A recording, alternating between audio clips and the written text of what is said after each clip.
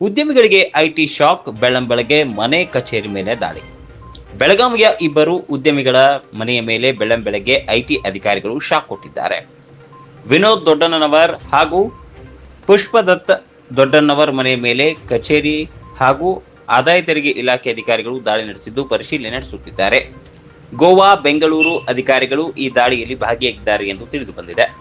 ಸಕ್ಕರೆ ಕಾರ್ಖಾನೆ, ಐರನ್ ಹಾಗೂ ಗ್ರಾನೈಟ್ ಉದ್ಯಮಿ ಆಗಿರುವ ದೊಡ್ಡಣ್ಣವರ ಕುಟುಂಬ ಬೆಳಗಾವಿಯ ಖ್ಯಾತ ಉದ್ಯಮಿ ಅನಿಸಿಕೊಂಡಿದೆ.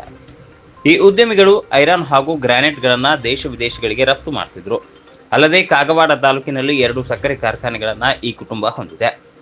ಟಿಳಕವಾಡಿ ಪೊಲೀಸ್ ಠಾಣಾ ವ್ಯಾಪ್ತಿಯಲ್ಲಿ ಇರುವ ಇಬ್ಬರು ಉದ್ಯಮಿಗಳ ಮನೆಯ ಮೇಲೆ ದಾಳಿ ನಡೆಸಿರುವ ಅಧಿಕಾರಿಗಳು ದಾಖಲೆ ಪರಿಶೀಲನೆ ನಡೆಸುತ್ತಿದ್ದಾರೆ.